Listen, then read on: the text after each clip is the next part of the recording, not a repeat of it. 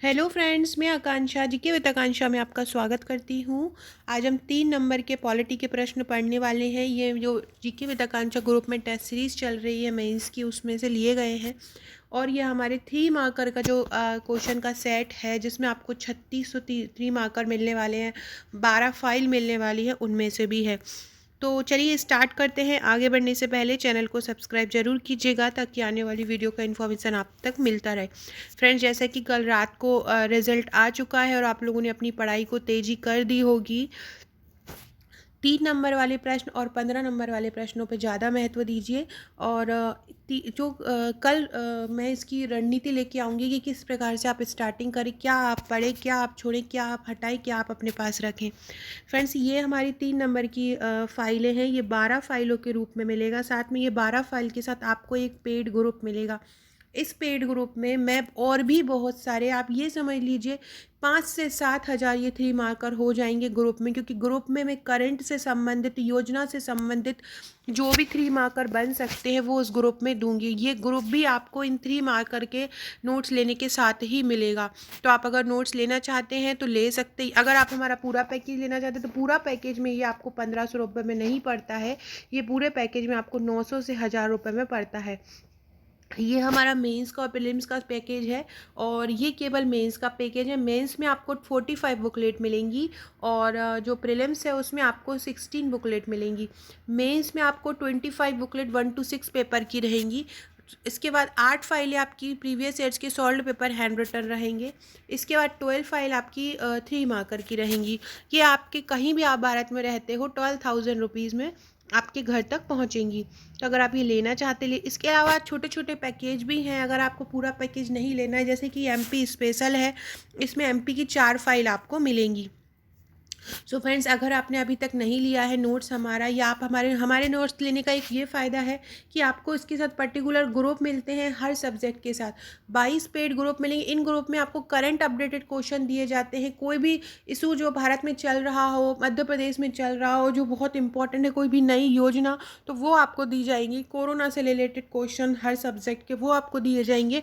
तो आप आज ही ज्वाइन कर लीजिए। अगर आपका प्रीलिम्स में हो गया है और मेंस के लिए अपनी सीट फिक्स कीजिए। इसके अलावा फ्रेंड, अनअकैडमी भी बहुत सारे प्रोग्राम लॉन्च कर रहा है। 500 plus free live classes per week इसके द्वारा फ्री प्लान जो है उनका हो रहा है। फ्री प्लान में आपको डाउट क्लियर कराए जाएंगे, आपको पेपर को टेस्ट दिया जाएगा, उसका एनालिसिस कराया जाएगा इंडिया और एमपी के टॉप एजुकेटर द्वारा।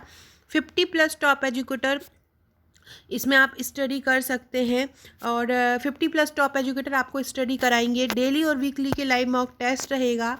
इसके अलावा ये 4 स्पेशल कैटेगरी के लिए आपको कराया जाएगा। Prelims, mains, constable, MP SI, MP jail प्रहरी। फ्री लाइव कुछ रहेगा 20,000+ क्वेश्चन का। इसके अलावा T20 सीरीज़ रहेगी, जिसमें आपको 20 मिनट में 20 क्वेश्चन करना रहेगा। तो आप ये अभी, अगर आपने नहीं ज्वाइन किया हो तो कर लीजिए, और इसका लास्ट दिन है। अभी अनअकैडमी ऐप पे जाइए और इसको देखिए, क्योंकि ये फ्री रिवीजन कैंप है 20 से 22 दिसंबर का। 20+ टॉप एजुकेटर आपको इसमें 50+ जो लाइव सेशंस एवरी डे आपको करा रहे हैं।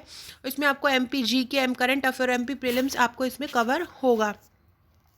इसके अलावा प्लस सब्सक्रिप्शन के ये प्लान है कि इसमें आपको 10 मंथ का फाउंडेशन बैच मिलता है एमपीपीएससी प्रीलिम्स और मेंस का, आंसर राइटिंग प्रैक्टिस के लिए हर वीक। इसके अलावा 2 साल का फाउंडेशन बैच आपको एमपीपीएससी प्रीलिम्स और मेंस का ऐसे स्टूडेंट के लिए मिलता है जो अंडर ग्रेजुएट हैं। 120 दिन का टारगेट आपका एमपीपीएससी प्रीलिम्स के लिए मिलता है, जो हर मंथ लॉन्च होता है।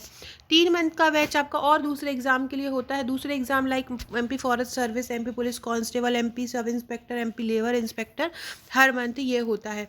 तो आपने अगर नहीं लिया है तो ये ज़रूर लीजिए। आपको इससे बहुत सारे प्लान, बहुत सारे बेनिफिट आपको मिलने वाले हैं। 2500 लाइव क्लास मिलने वाली है। डाउट क्लियर कराया जाएगा आपको। हिंदी और इंग्लिश में दोनों सब्जेक्ट में आपको मिलेंगे। 20,000 एमसीक्यू डेली प्रैक्टिस आपको कराए जाएंगे। ये कुछ टॉप एजुकेटर हैं जिनके द्वारा आपको पढ़ाया जाएगा। जैसे कि आपका प्रीलिम्स और मेंस का बैच है तो टॉप एजुकेटर द्वारा ये कंडक्ट कराए जाएंगे। वीकली इसमें क्विजेस होंगे। सब्जेक्ट, ये सभी सब्जेक्ट आंसर राइटिंग विथ आपका सभी सब्जेक्ट मेंस का कवर होगा। ऐसे ही लक्ष्य का जो 3 मंथ का कोर्स है एसआई में, वो उसमें भी आपका ये जो लक्ष्य, जो एमपी एसआई के जितने भी सब्जेक्ट होते हैं, पूरा GK, math, reasoning, Hindi, English सभी कवर आपको कराया जाएगा। तो आज ही अनअकैडमी आप इंस्टॉल कीजिए। आप यहाँ पे प्लस सब्सक्रिप्शन भी ले सकते हैं। प्लस सब्सक्रिप्शन लेने के लिए आप तो कोड डाल सकते हैं। कोड डालने पर आपको देन 10% का डिस्काउंट मिल जाएगा। अब हम स्टार्ट करते हैं। हमारा पहला क्वेश्चन है विकेंद्रीकरण। विकेंद्रीकरण क्या होता है? ये विकेंद्रीकरण का क्या होता है? ये इसका उपयोग हम सत्ता में करते हैं, शासन में करते हैं। तो इसका तात्पर्य है शासन सत्ता को एक स्थान पर केंद्रित करने की बजाय। शासन सत्ता मतलब जैसे कि अकेले केंद्र में है या राज्य में है, अब दो ही जगह सत्ता है, लेकिन इतनी सारी जनता है तो उनकी जो उनका जो उनके जो सुनवाई होती है या उनकी जो बातें होती हैं वो सरकार तक नहीं पहुंच पाती है। तो शासन में विकेंद्रीकरण का तात्पर्य है कि शासन सत्ता को एक स्थान पर केंद्रित करने की बजाय उसे स्थानीय स्तरों पर विभाजित करे। मतलब शासन सत्ता को एक स्थान पर ना केंद्रित करें, एक ही जगह पर ना केंद्रित करें, स्थानीय स्तर पर विभाजित किया जाए, जैसे कि ग्राम पंचायत है, जिला पंचायत है, इस प्रकार से ये विकेंद्रीकरण के अंतर्गत आते हैं। मतलब हर हर स्तर तक सरकार की पहुंच हो, हर स्तर तक सरकार हो, ये विकेंद्रीकरण कहलाता है। नेक्स्ट क्वेश्चन है नगर पालिका का आंतरिक संगठन। नगर पालिका के आंतरिक जो संगठन है उसमें सबसे पहले परिषद होता है। परिषद मतलब निर्वाचित निकाय। समितियां होती हैं, अध्यक्ष होता है, उपाध्यक्ष होता है और नगर पालिका के सेवी वर्ग होते हैं। नेक्स्ट है महापौर परिषद क्या होता है? तो मेयर इन काउंसिल कहा जाता है। महापौर परिषद को क्या बोलते हैं? मेयर इन काउंसिल कहा जाता है। इसमें उन शक्तियों और कार्यों का पालन किया जाता है जो अधिनियम के अंतर्गत प्रदान किए जाते हैं। महापौर परिषद में क्या होता है? उन शक्तियों और कार्यों का पालन होता है जो अधिनियम के अंतर्गत प्रदान किए जाते हैं। इसमें 10 विभागों का निर्माण किया गया है। महापौर परिषद में क्या किया है? 10 विभागों का निर्माण किया गया है। नेक्स्ट क्वेश्चन है ओम्बड्समैन सर्वप्रथम कब और कहाँ अपनाया गया? तो ओम्बड्समैन जो लोकपाल जिसको बोलते हैं, इसका पद 1809 में स्वीडन में अपनाया गया। राष्ट्रीय उपभोक्ता दिवस कब मनाते हैं? राष्ट्रीय उपभोक्ता अधिकार दिवस मनाते हैं 24 दिसंबर को। नेक्स्ट क्वेश्चन है नगर पंचायत क्या होती है? तो नगर पालिका और ग्राम पंचायत के बीच की व्यवस्था। आप इसको फ्लो चार्ट में भी बना सकते हैं। नगर पालिका और ग्राम पंचायत के बीच की जो व्यवस्था है वो क्या कहलाती है? नगर पंचायत कहलाती है। ग्राम से नगर बनने की संक्रमणशील प्रक्रिया से गुजर रहे क्षेत्रों में ये लागू है। 74वें संविधान संशोधन में इन्हें नगर पंचायत कहा है। किसमें कहा है? 74वें संविधान संशोधन में। नेक्स्ट क्वेश्चन है केंद्र और राज्य में अंतर बताइए। देखिए केंद्र में प्रमुख जो होता है राष्ट्रपति होता है, जबकि राज्य में राज्यपाल होता है। केंद्र में जो मंत्रिपरिषद का मुखिया होता है वो प्रधानमंत्री होता है, जबकि राज्य में मुख्यमंत्री होता है। नेक्स्ट है 11वीं अनुसूची। इसमें 11वीं अनुसूची में क्या है? 73वें संविधान संशोधन अधिनियम में 11 संविधान के भाग 9 में इसको जोड़ा। पंचायतों से संबंधित कार्य इसमें शामिल। फ्रेंड्स आपको अगर नोट्स नहीं लेना चाहते, आपके पास पहले से ही किसी कोचिंग के नोट्स हैं और आपने खरीद लिए हैं, तो जितना ज़्यादा आप आंसर राइटिंग कर सकते हैं आंसर राइटिंग कीजिए। मैं एक कोर्स लेके आ रही हूँ जिसमें सब्जेक्ट वाइज आपको वीडियो लेक्चर रहेंगे, जिसमें सब्जेक्ट वाइज मैं आपको पढ़ाऊँगी। वो जल्दी ही मैं स्टार्ट करती हूँ। जो जितना भी कोर्स रहेगा उसके डे वाइज हम स्टार्ट करेंगे अलग अलग सब्जेक्ट, ताकि एक एक सब्जेक्ट की अच्छे से तैयारी होते जाए। और मैं बार बार बोलूँगी कि करंट को लेके चलिए, कोरोना से संदर्भित क्वेश्चन को लेके चलिए, ये इस बार बहुत ज़्यादा देखने को मिलने वाले हैं। और जो मेरे ग्रुप हैं, जो मेरे पेड ग्रुप हैं, जो आपको नोट्स के साथ मिलते हैं, उनमें मैं आपको ये सभी क्वेश्चन बहुत अच्छे तरीके से कवर करवा दूँगी। नेक्स्ट है पुंछी आयोग क्या है? तो पुंछी आयोग का गठन 27 अप्रैल 2007 को हुआ। उद्देश्य क्या है इसका? केंद्र राज्य संबंधों पर अध्ययन। पुंछी आयोग का उद्देश्य क्या है? पुंछी आयोग का उद्देश्य केंद्र राज्य संबंधों पर अध्ययन। इसके प्रावधान क्या है? राज्यपालों की नियुक्ति केंद्र सरकार की इच्छा पर निर्भर होना चाहिए। पुंछी आयोग के प्रावधान क्या है कि जो राज्यपालों की जो नियुक्ति होती है वो केंद्र सरकार की इच्छा पर निर्भर होना चाहिए। नेक्स्ट क्षेत्रीय परिषद क्या है? तो एक वैधानिक निकाय है। क्षेत्रीय परिषद क्या है? क्षेत्रीय परिषद एक वैधानिक निकाय है। इसका उद्देश्य क्या है? एक क्षेत्र के विभिन्न राज्यों के बीच पारस्परिक संवाद कायम रखना। क्या है? एक क्षेत्र के विभिन्न राज्यों के बीच पारस्परिक संवाद कायम रखना। क्षेत्रीय परिषद मतलब क्षेत्रों में बनी। अब क्षेत्र एक एक क्षेत्र में बनी है तो क्षेत्रों की आपस की समस्याएं सॉल्व करना।